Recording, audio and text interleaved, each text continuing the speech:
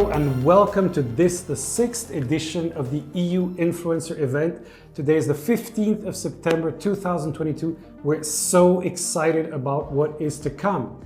We're here in the office, online, and even more exciting, we're in the metaverse all at the same time. So it's fantastic. We're so excited. Liora, how are you today and what are you looking forward to? I am great. Thank you so much, Phil. I am also very excited to see who's going to be the #1 influencer today on Twitter. And we're also looking at Instagram and LinkedIn today. Of course, also very important channels in the Brussels bubble.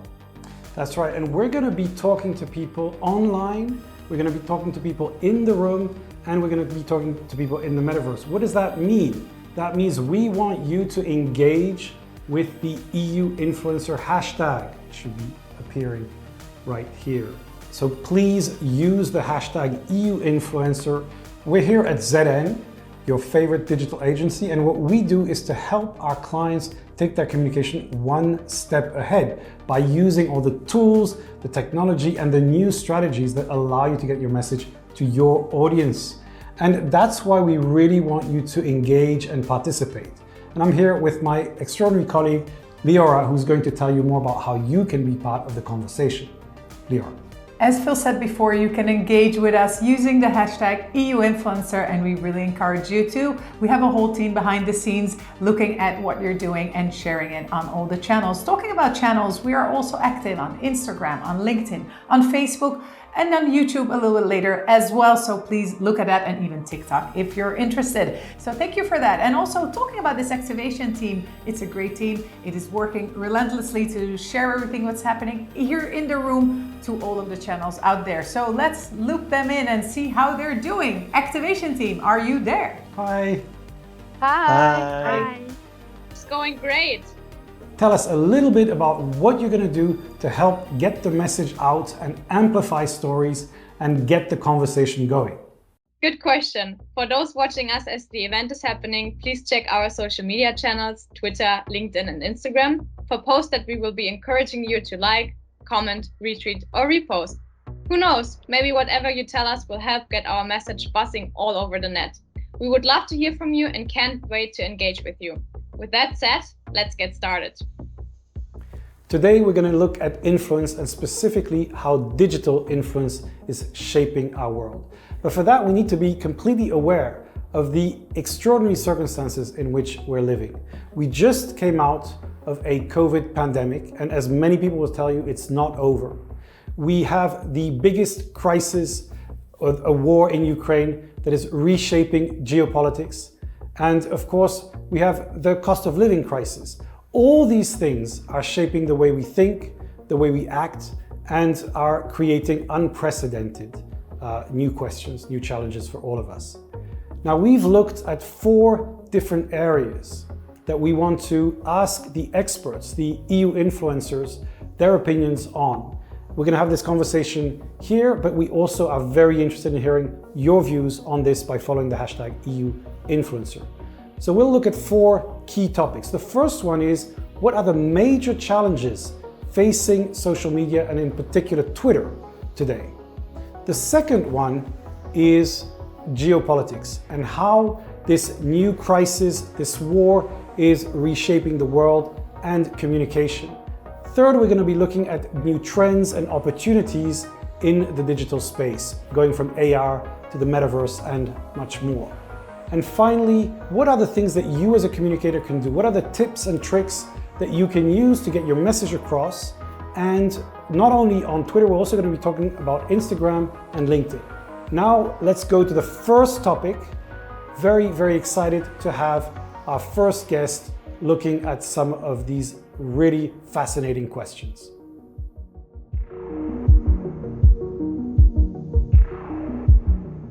I think a good candidate for the biggest issue is the kind of free speech absolutism being promoted by Elon Musk and other hardcore libertarians. Their agenda is dangerous and regressive. Yes, content moderation is tough. Yes, there always will be regrettable trade-offs, but content moderation, be it self-regulation or something legally required, is not censorship.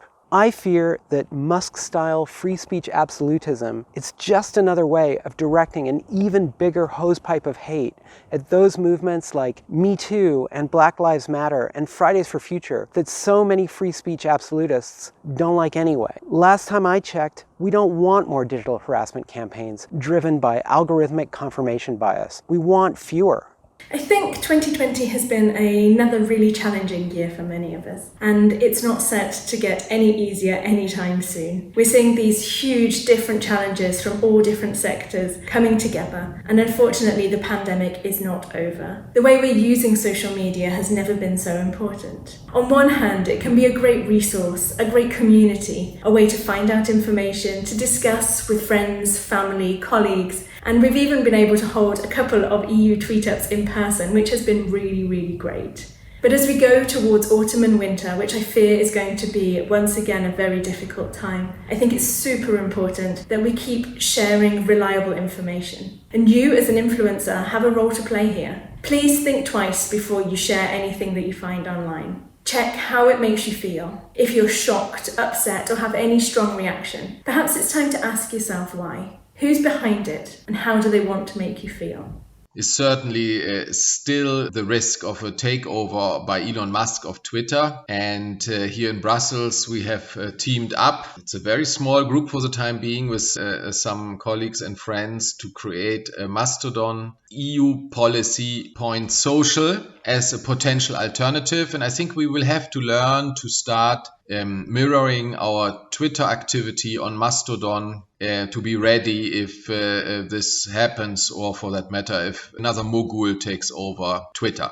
It's a continuation of looking out for fake news, fake accounts, more cyber activity, more bots. I mean, it's only increasing. It's really, really difficult to find accounts to be sure that what you're sharing is valid and factual. I mean, you have to triple check everything, you have to double check, you have to know the sources, but even then it's deceptive. The other day I was convinced that something was a BBC Twitter account and it turned out to be completely different. The familiar logo, the coloring and the placement of the letters was the same, but then it turned out it was a completely fake account and had to untweet and undo retweet and all of that because it was a complete fake Twitter account. I think it's only increasing. It's only going to increase.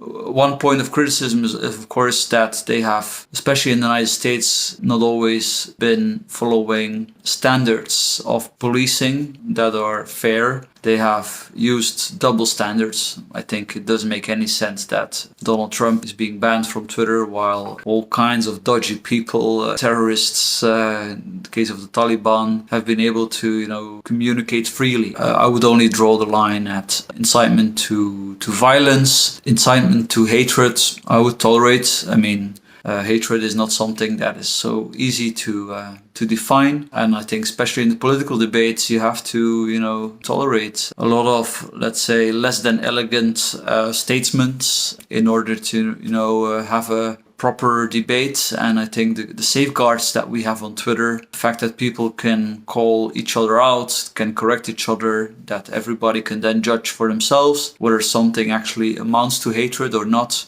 I think the biggest challenge and the biggest trap that Twitter users can fall into is thinking things are bigger than they are because they're big on Twitter. I think a lot of us, particularly in journalism and politics, lose sight of the fact that only a small minority of people are on Twitter. So when something seems really huge on Twitter, seems like a big discussion point, it may not really be resonating with the public. And I think as we progress further with the Ukraine war, it's good to keep this in mind, because I think that there is a certain consensus opinion or strength of feeling about the Ukraine war that exists on Twitter that I don't see replicated among the public as large, at least not in the same way. So I think the biggest challenge is getting out of that bubble, getting off Twitter for a bit and talking to people kind of out in the real world. I think the biggest challenge using Twitter is breaking through the amount of content that's on the site, the amount of appetite there is for new perspectives on things. But for us journalists, I think it's important to keep that objectivity, keep facts to the fore. Yes, there's always room for a hot take, but I suppose there's always the old adage, think before you tweet. We heard some really interesting comments about free speech, about fake news, and I discovered things about Mastodon I did not know. Thanks for that, Paul. Now, free speech, of course, is a very heated topic. We heard about the Trump ban, Iran. So Leo, this is a topic that's very dear to your heart. So what are your thoughts on what you just heard?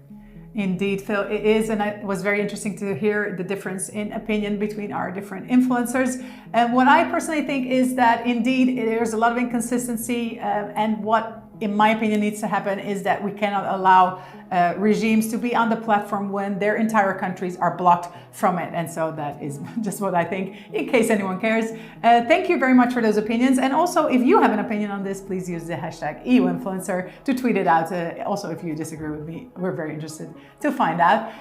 Also, we found it very interesting what Dave Keating said about getting out of the bubble, because things might seem very heated, but then what's happening in the real world? So very good comments there. And of course, Aaliyah and Katie about what's happening on Twitter. What do you think about that, Phil?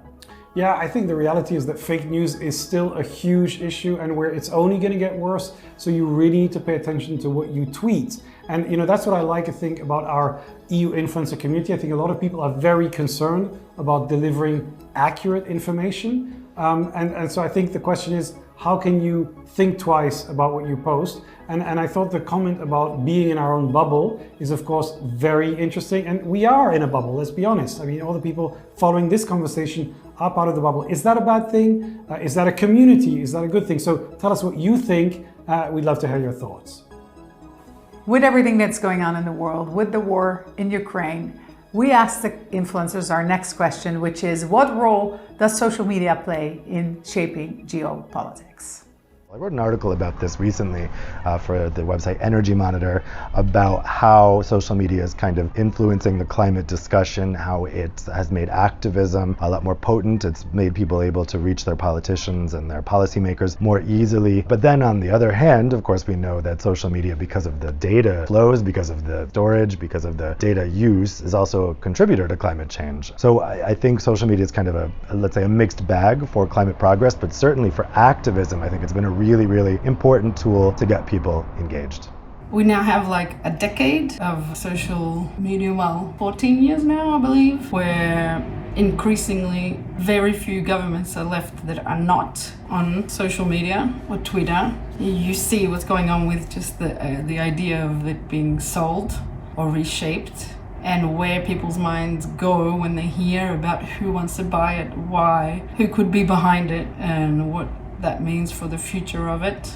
We're still in the world of almost fads, so things can change, and masses of social media users can decide to just go off to another island on their phone or another app. But the geopolitical side is still there. It doesn't really, not that it doesn't compare, but it's not the real people-to-people diplomacy, but it's still the main means of communication, the main means of showing that publicly, that you're talking to another country, you're talking to another diplomat, you're there, you're engaging, tagging can be everything.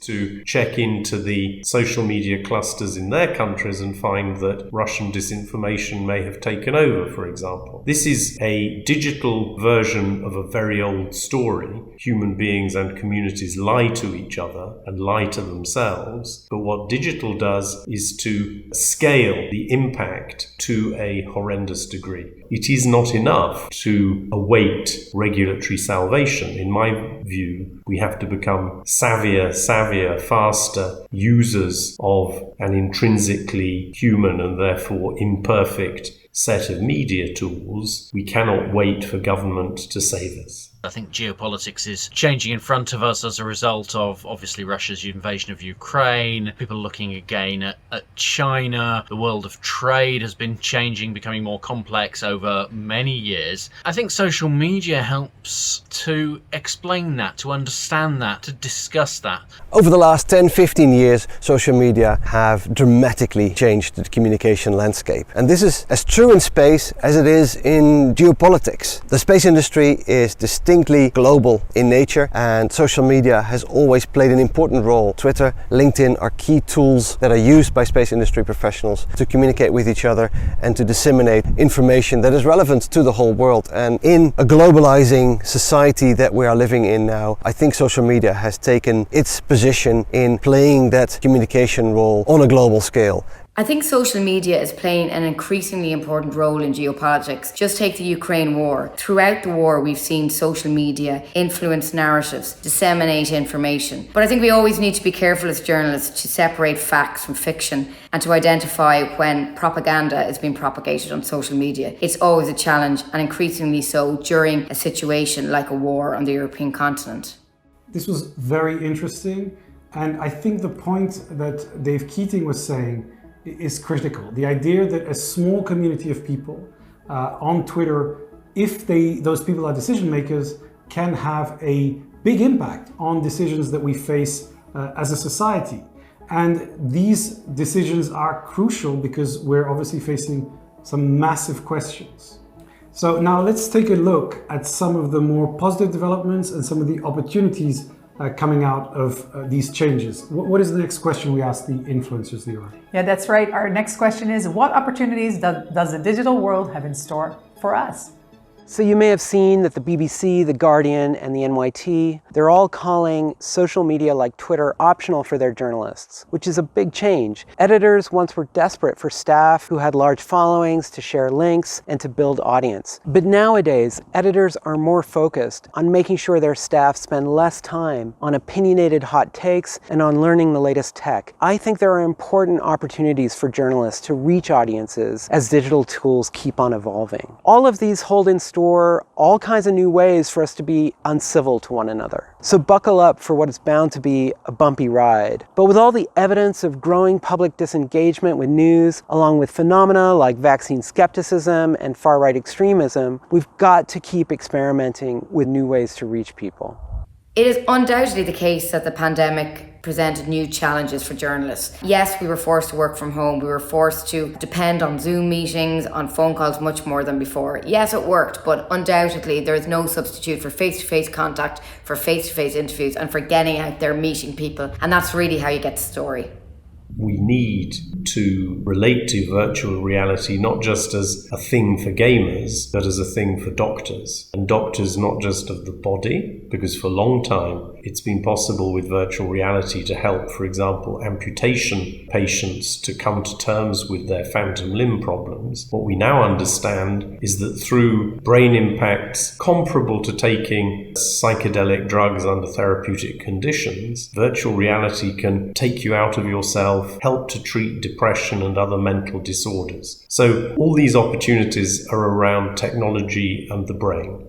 When we talk about digital communication, we really talk about a world of opportunities. And we've only scratched the surface. The way social media have brought the world together from the 2000s, 2010s is really similar to what the airline industry, for example, did in the 1960s and 1970s, making the world a smaller place. And from a digital point of view, we've only scratched the surface. We see advancements in broadband connections, in video quality, in 3D imaging, in holograms perhaps, all opportunities for people to connect to each other in a more and more lifelike way. So, as I said, opportunities are endless and we've only seen the beginning of this. So I can't wait to see what development of digital media has in store for us in the next 5, 10, 15, 20 years. Wow, excellent points here, James. Very much agree with you about experimentation. The future is here, and that's what you need to do. You need to try everything. Maybe not on the drugs front, we'll get to that in a second, but definitely on the social media front, and that's what the one step ahead, our hashtag, stands for, doesn't it, Phil? Absolutely, and I think Robert has a very good point about the metaverse, which is that it's happening, but of course we don't really know at which scale it's going to happen. But as James said, we want to experiment. That's why we are doing our own metaverse after party, so please join us there. The other thing I think is very important to understand is that we simply don't know what's coming. We don't really know the impact that AI will have, but I think again what we can be relatively confident about is that there are plenty of unknowns that are going to take us all by surprise. And so what we need to think about is what are the possibilities that we haven't yet envisaged, and what can we do to embrace that future. And the best way to do that is to stay curious, to stay open, to keep learning, and to talk with the wonderful people at ZN on how to take your organization one step ahead. So now we're going to come to a moment that we're very excited about, because this is all about what you can do to improve your impact on Twitter. We've asked our EU influencers to give you tips, their recommendation, their secret sauce. So let's hear what they have to say. If you're talking to people who already know something about this issue, then, don't water things down, don't dilute the message or the information that you're putting out there. People already know it. You only have a certain amount of characters or space or attention span to deal with. Give people some credit and talk about the issue as if they've already read a few textbooks about it or whatever. Or if you're being more broad and you want to introduce people to this new issue, then, spell it out quite nicely, be simple. Use emojis, I guess. I've used them quite, I think, effectively in the past for explaining different energy and climate topics that people might not have heard about before. Whether it's climate, carbon markets, or taxonomy or something like that. You want to make what is potentially a very complex subject accessible to people. And then other tips, I guess, multimedia is always very good. You may have seen different videos that I've posted on Twitter, maybe if you're one of my followers. I found them to be well received upon times. Of course, then you have to get into the different technicalities of actually getting it out there, whether or not you're multi-posting it on LinkedIn or on Facebook or whatever. But I find just uploading it to Twitter, being under 2 minutes, people will watch it, they'll appreciate it, and sometimes they'll give you some feedback, which is always well received, as long as it's positive or constructive at least. I would say something interesting. I mean, it sounds really basic, but I think when I see Twitter communications, particularly from companies or politicians, it's those communication strategies that really want to play it safe and put out tweets that don't really say anything, that don't get a lot of traction. It's simpler and more complex maybe than you think. It's simpler because you just have to be yourself. Communicate in a way that you would communicate to people you see face to face, really. Be yourself, be authentic. Don't try to hide between fake profiles or pictures that don't look like yourself. That's the easy bit. The complex bit is consistency, frequency. Make sure you are there when and where the discussion is taking place. Make sure you check your feed, see who is influencing the debate on certain topics, and make sure you become part of that debate. And that is the difficult part, because it requires you to be online frequently, to reply to people, to ask questions, to provide useful information. And what useful information is, yes, well, you have to figure that out. But try to be relevant, but try to be authentic, try to be yourself. That's really all the tips that I can give at this point. In terms of other tips, be creative, speak to your strengths, keep things light and, humorous if you can, but also, get your message out there in a serious way, or at least make it be treated seriously. You can get it out there in a funny way, I guess, but balance is key, I think. The only other tip I would try to probably put out there, judging on my past experience, depending on whatever social media platform of choice you use, is don't spend too much time on it, don't get consumed by it, and don't become perhaps defined by it. Lockdown definitely, gave us plenty more time to spend on these different platforms, tweeting into the void and everything. And it has taken a long time after confinement has ended to actually, bring that addiction, shall we say, under control. So it's good to have a balance again, as I say, life, real life, online, offline. So just think about that, I would say as well. 3 tips for making an impact on Twitter. Tempted to go with the 3 R's as described by The Fall. Repetition, repetition, repetition. Not everybody's seeing everything that you do. Most people are not on Twitter all the time. So you actually need to have certain things that you're repeating over and over again in different forms, in different ways, to spark that discussion, to get the message over. I think as well, engage with the people who come back to you. Seek to explain further what you're doing. Try to make the complex understandable, but don't lose sight of the fact that many modern policy challenges are complex. And maybe a little bit of yourself in there as well. So put a little bit about your football team or music, or, we always like to see the pet pictures. I think, well, most people do anyway. A little bit of your personality in there as well, but also a lot of repetition. Now, those were really, really good tips, and I think we need to repeat that. Those were really, really good tips. What did you think, Leora? Repetition is key, and cats too. Cats are key. We've been very focused on Twitter because, of course, the EU influencer are the people that are the most active on this channel. But we also wanted to take a look at 2 other channels that are getting increasingly important. Different conversations, different communities, but we wanted to highlight some of the work being done there and give a few tips because they also matter. First, we're going to take a look at LinkedIn. So, Leora, how do you feel about LinkedIn?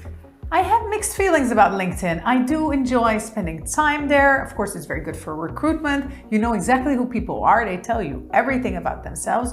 But it is a very specific beast, isn't it? You need to be very clear on the type of communication. It needs a certain level of detail. So I'm interested to hear what one of our LinkedIn influencers has to say about this. Well, I'm not sure if I'm really that successful on LinkedIn, to be honest, but I think that the traction that I do get comes from delivering value to my community and to the people who are in my network. And I think social media is more than just self-serving content and delivering value to yourself and asking something of your community, but actually giving something back. And I think that's what I tend to use LinkedIn for, is for that value loop, to close that value loop, to giving something to them so they can give something back to me. And answer what content works best on LinkedIn, content that's of interest and value to your community. I always try to focus on the business aspect. So LinkedIn is a professional network.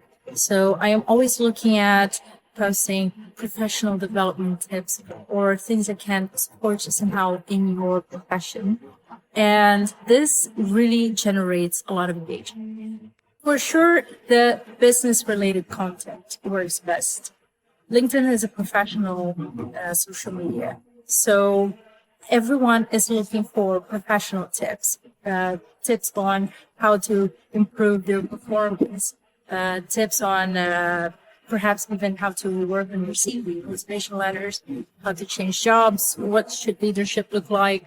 So I try to keep the content always related. We just heard about the importance of authenticity, being yourself on the channel and finding what your community matters. And I agree with Duarte. It's very important to bring value to your community. I find that LinkedIn has is a great community for in-depth discussions on specific topics. You can write longer pieces and you know who you're talking to, because of course people on LinkedIn are by and large themselves with their background and their professional CV. Now another channel which is extremely significant is Instagram. This is a channel that is dominant in many parts of the world. And we've actually heard about people who are doing some great work here in Brussels and in the EU to get the message out and why they're doing that. So I'd like to hear more from our Instagram influencer.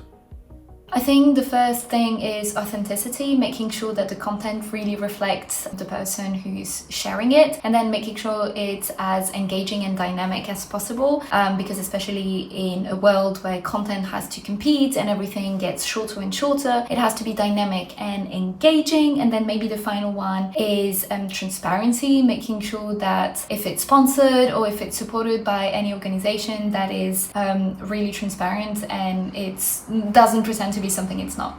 I think there's an increased appetite, especially from young people and especially in the current context, for politics and policy making. And it's not always easy to know how to get involved, how to make your voice heard, how to hold accountable your decision maker. And this is what I've been trying to do on social media, is to really mainstream and make this information accessible to as many people as possible in a fun and engaging way.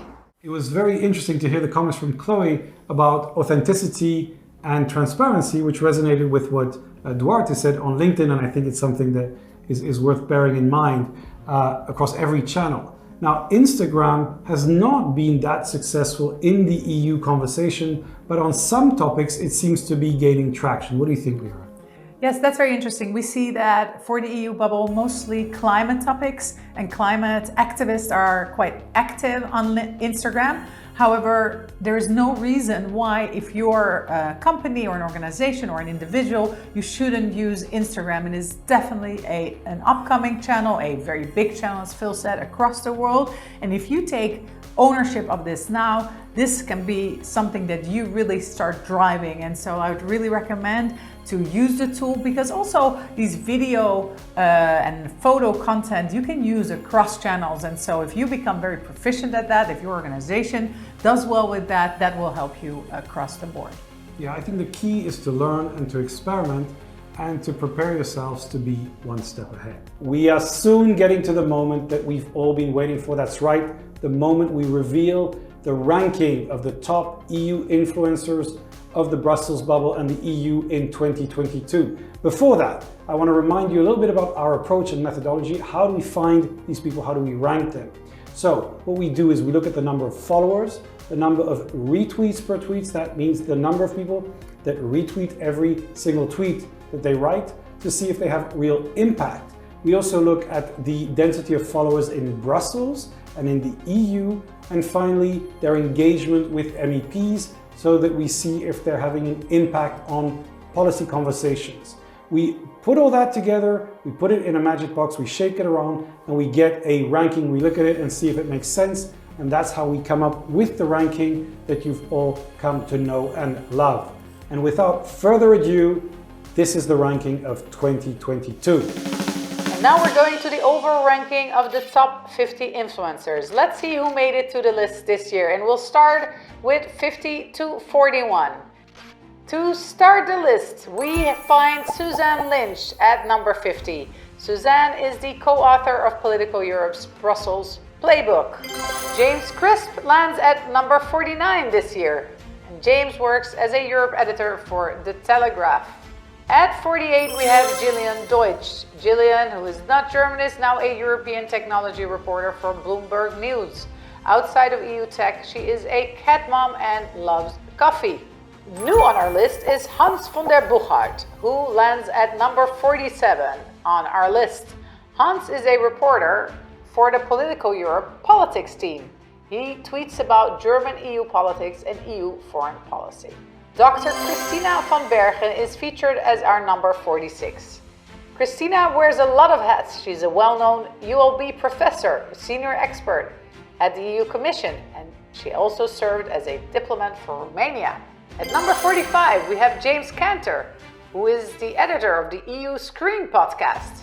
Previously, he worked for Dow Jones, The New Yorker, The Wall Street Journal, and at many other places. Number 44 is Garrett Harding, an associate editor at Political Europe, who frequently tweets about the environment. Robert Madeleine ranks number 43. Robert is the chief strategist at FIPRA International. At 42, we have a newcomer. We'd like to welcome Camille Perrin to the list. Camille works for Biok and tweets a lot about food. At 41, we have another newcomer, Steven Erlanger. Steven is the chief diplomatic correspondent in Europe for the New York Times. Now let's go to 3 category winners. In the category of healthcare, the winner is Katie Owens, who works at DG Sante and previously at the Committee of the Regions. Our top agriculture influencer is Euractiv's Gerardo Fortuno. France 24's Dave Keating is the top influencer in the economy and trade category. Now let's check out who we find in the rankings from 40 to 31. This year at number 40, we find Berlin Monster. I don't need to explain who Berlin Monster is. He's well known in the bubble for satirizing all things EU politics. His human, Duncan Lumsden, also makes sporadic appearances on Berlin Monster's Twitter. Can you spot it? Please welcome Robin Wouters to the rankings. Robin is number 39. Robin is an energy and commodities columnist at Bloomberg. Robin is also the co-author of World for Sale. On 38, we also find a new entry, Stuart Law. Stuart is Political Europe's Europe-China correspondent. Alia Papageorgiou is our number 37. She works in Brussels as a communication media specialist who likes to talk about biodiversity, sustainability, and digital diplomacy. At 36, Peter Kleppe. Kleppe is an editor-in-chief of BrusselsReport.eu and also a policy analyst specializing in the EU, Brexit, and the Eurozone. Kleppe tweets in both Dutch and English. At number 35, we find another newcomer, Alphonse Lopez Tena. Alphonse works for the Catalan Parliament. He writes for Business Insider, Fair Observer, and many other publications. At 34, Monica Frassoni is back on the list. Welcome back, Monica. She's the president of the European Alliance to Save Energy. Monica mostly tweets in Italian. At 33, Katja Adler. She's an editor of BBC Europe, a public speaker, and a moderator. Jeremy Cliff moves up 3 places from last year, making him our new number 32. Jeremy is the international editor of the New Statesman and often tweets about Germany. At number 31, we find Paul Nemitz, principal advisor at the EU Commission. Paul tweets about the influence of tech companies and how to regulate them. And of course, he was very instrumental for putting in place the GDPR. Let's continue with 3 more category winners, starting with technology. The winner of this category is SEO specialist Ziad Ben Sultana. Now let's go on to energy. It is Kai Embren who wins this category. Many congratulations to you too. And in food and drink, we have Camille Perrin winning. We're getting closer to number 1. Next up, the influencers who are ranked from 30 to 21. Sam Morgan is our number 30 this year. Sam mostly writes about European politics, climate, energy, and more. At 29, Tom Nuttall rises 2 places this year. Tom is a senior editor at The Economist.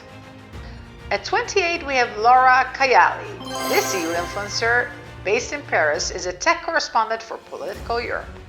Jennifer Baker, also known as Brussels Geek, is number 27. Jennifer talks about technology, legislation, and sci-fi. And of course, she is the presenter of Euractiv's EU Tweets of the Week. Number 26 is Katie Owens, of course also the winner in our health category. Katie specializes in both health policy and food and drink. Monique Goyens is our number 25 this year. She's the Director General of BEUC, representing consumers in Brussels and the rest of the EU. At 24, we welcome a newcomer by the name of Ben C. Ben is passionate about the environment and tweets about climate change. Florian Eder is our number 23 in the ranking. Florian is the co-founder of Political Europe and was the co-editor of Brussels Playbook. He's now based in Germany. At 22, we have Frédéric Simon. Frédéric is a news editor at Euractiv who focuses on energy and the environment. Andrea Strachinescu returns to our top 50 list at number 21. Andrea is the head of unit of the EU Maritime Affairs and Fisheries. Now let's get on to some category winners. In our newly created Ukraine category, Kreas founder and director Theresa Fallon is our top influencer. Human Rights Watch director Lotte Leicht is our winner in sustainability and environment. Our top transport influencer is again John Worth, which is no surprise with the amazing work he is doing with his cross-border rail project. Freelance science communicator Pierre Henriquet, known as AstroPierre on Twitter, is our number 1 space influencer.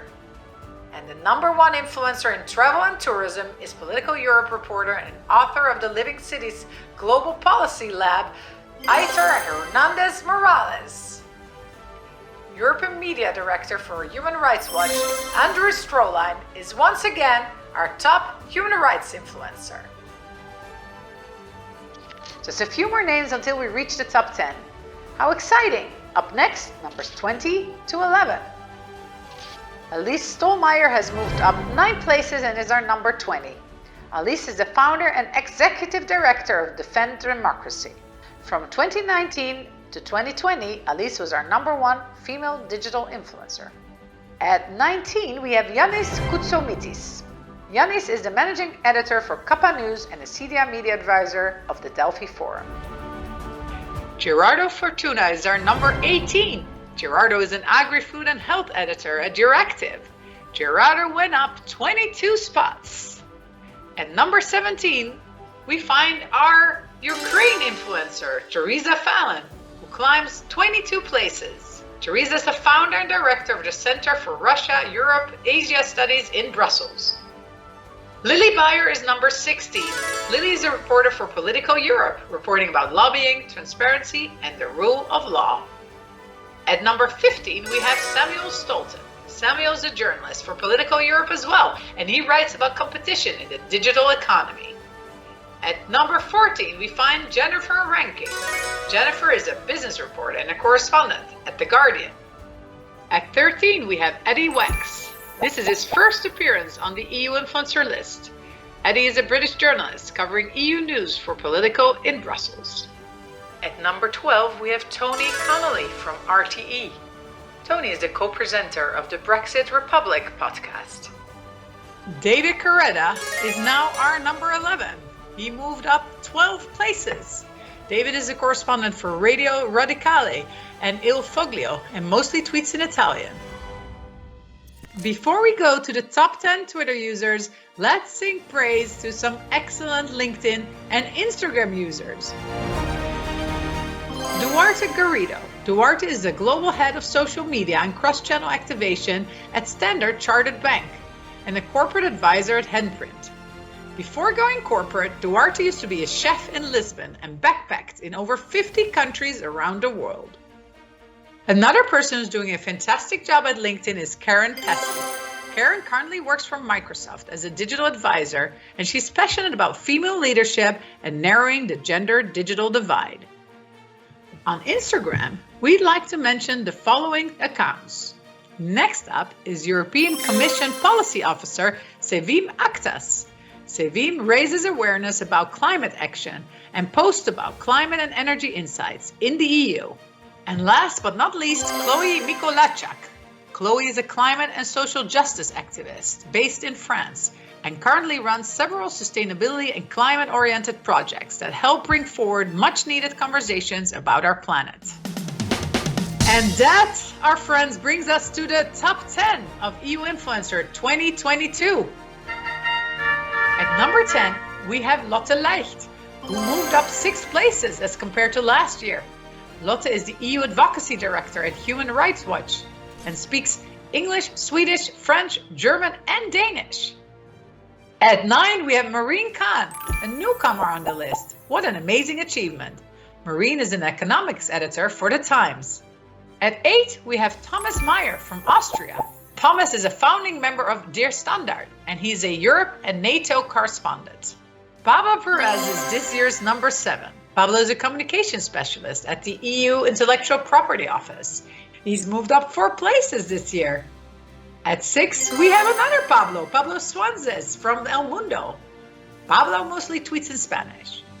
At 5, we have Stefan Leifert, last year's number 1. Stefan works for ZDF Bayern. At number 4, we have John Worth, who moved up 3 places. John is best known for his Brexit diagrams, but this summer, his focus has been on cross-border rail. And now we have arrived at the big 3, who are the EU's gold, silver, and bronze EU influencers. We are here to tell you. At number 3, we have Jean Quatremer, a European correspondent at Libération and other publications. Jean was number 1 in our 2020 list and number 5 last year. At number 2, we have Dave Keating. Dave is moving up in the world because last year he was number 3. Dave works for France 24 as a Brussels correspondent. And now it's time to reveal this year's number 1 EU influencer. And that, ladies and gentlemen, and non-binary people, that is Andrew Stroline. Andrew Stroline was number 2 last year and also the top influencer for the human rights category. Andrew is the European Media Director at Human Rights Watch. A huge congratulations to you. Congratulations to everyone on the list, everyone, all the category winners, everyone who's tweeting and keeping us engaged. Thank you so much for all your activity. We really enjoy reading your tweets, and we're happy to have you with us today, either online or in the room, or maybe later on in the metaverse. More about that in a second. So yes, and also we wanted to talk about a little fundraising effort we have going today. And Phil, can you tell us more about that? Yeah, so we have a very special guest today called Kirill. He is coming all the way from Ukraine. He's driven a van and he's collecting goods that he can bring back to help his fellow countrymen in times of war. He's here. We want to give him a special round of applause for his amazing work and for his basic work with us as well. So thank you, Kirill. Thank you for being here today. Hello, dear people in Brussels. I'm happy to be here today with you.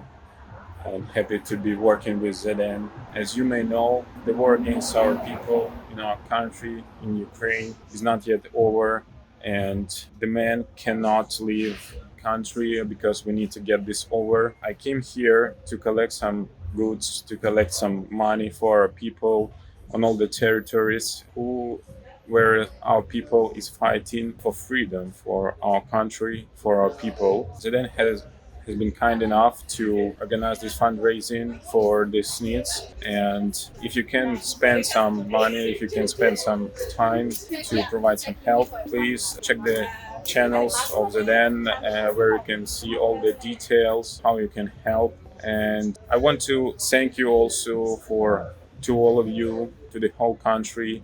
We can feel your support, mental support. We can feel your material support as well. And it's really, really helpful. In this way, we know we are not alone and we can continue our fighting. We know that our goals are peaceful and you are with us on this way. Thank you for that. And please spend some time. And if you can, spend some goods, some material, some money. If you can afford this, it would be really much appreciated. Thank you very much. Thank you very much. Cheers. Now, we're also asking you all to help. We're going to share a link on Twitter with the hashtag EUinfluencer, where you can find different ways you can help and support, fundraise for this cause, as well as find different ways to help the effort in general. And now let's talk about our Metaverse after party. Maybe, Phil, it would be an idea for you to jump in to the Metaverse and see what's happening over there. That's right. So I'm going to go and join Jesus in the Metaverse, and we invite you to join us later. So I'm going to put on my magic glasses, and here we go.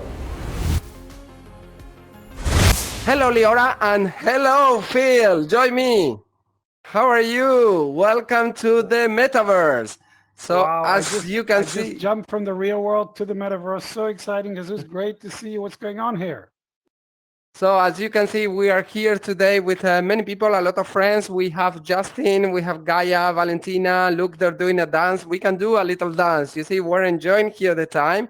How was it to get into here, Phil, in the Metaverse? Isn't it easy? Well, it's amazing. It's amazing. I was there, now I've jumped here.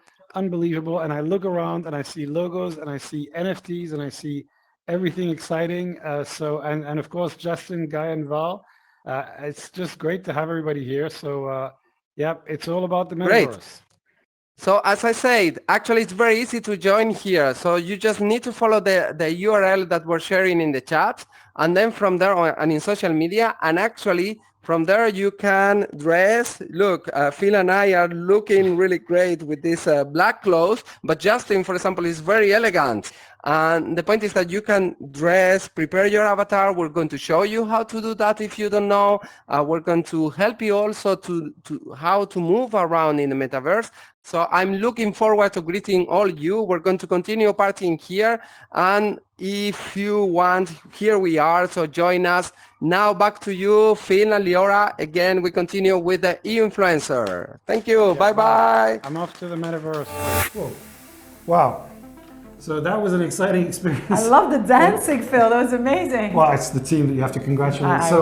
This is happening right now, and actually we're going to keep a room in the Metaverse for the next couple of days. So you're welcome to join. Again, we're going to share the link on Twitter with the hashtag EUinfluencer. You can join us whether or not you have those glasses, and you can walk around. You'll see some things, meet some people. So basically, it's an open, relaxed after party. Now, before we finish, we want to say a couple of thank yous. First of all, we want to thank all of the people who've helped to make this happen. Thank you, Liora.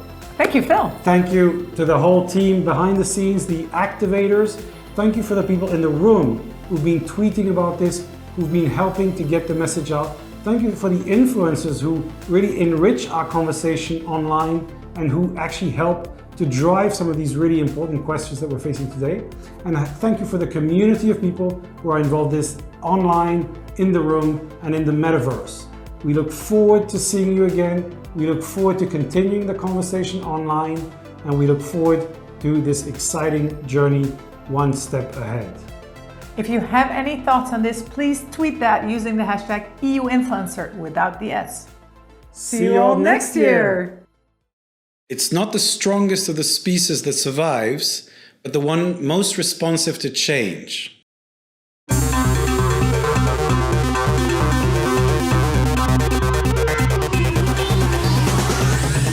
The world is changing, and it's being transformed by a new generation of communicators. The old communication model is broken, and for all those who don't want to become extinct, this video is for you.